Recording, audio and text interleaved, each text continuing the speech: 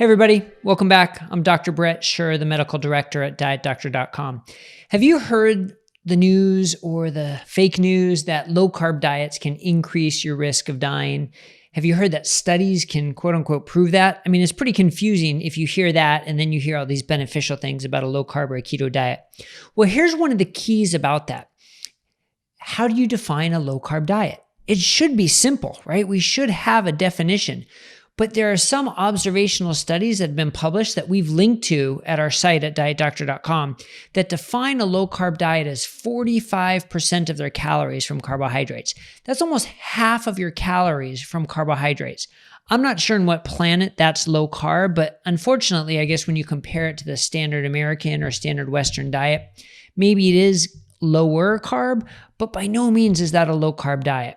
And that's so important to realize because you're not going to see health benefits from lowering your carbs to 50% of your calories. Well, now Ann Mullins just wrote a new piece on our site at dietdoctor.com about an op-ed from Mark Cucuzzella. So if you don't know Dr. Cucuzzella, he's a physician out in West Virginia, and he's a pioneer. He's helped his hospital serve healthy low-carb meals, and he did that almost single-handedly to make that happen.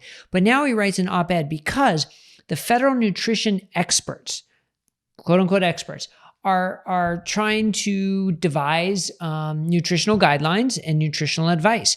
And as part of their criteria, they are defining low carb diets as less than 45% from carbohydrates.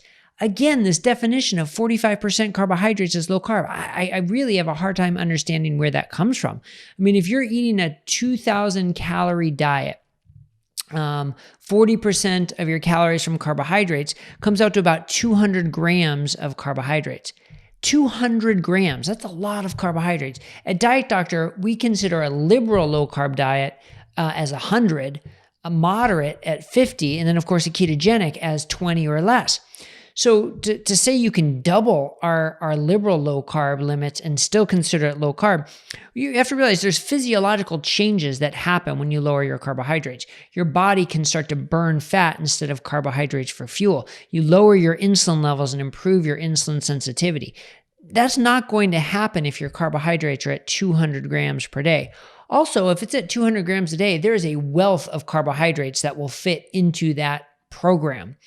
If you're at 20 or 50, you're going to be pretty limited in what carbohydrates you can eat, mostly above ground vegetables with some nuts and seeds that have some carbohydrates. It's going to be the healthier versions of carbohydrates. So I think there's no question that's apples and oranges. Those are, excuse the pun, that is not comparing the same diets. If you're comparing a 20 or a 50 gram carbohydrate diet to a 200 gram carbohydrate diet. So we salute Dr. Cucuzzella for bringing this to attention, and hopefully these so-called experts, these federal nutrition experts, will understand that those are two completely different diets. So here's your takeaway. Here's what I need you to do. Anytime you hear a study or someone referencing a low-carb diet causing this or causing that, especially if it's causing an increased risk of dying, ask the next question. Well, what did they define as low-carb diets? Because we all need to understand there is a difference.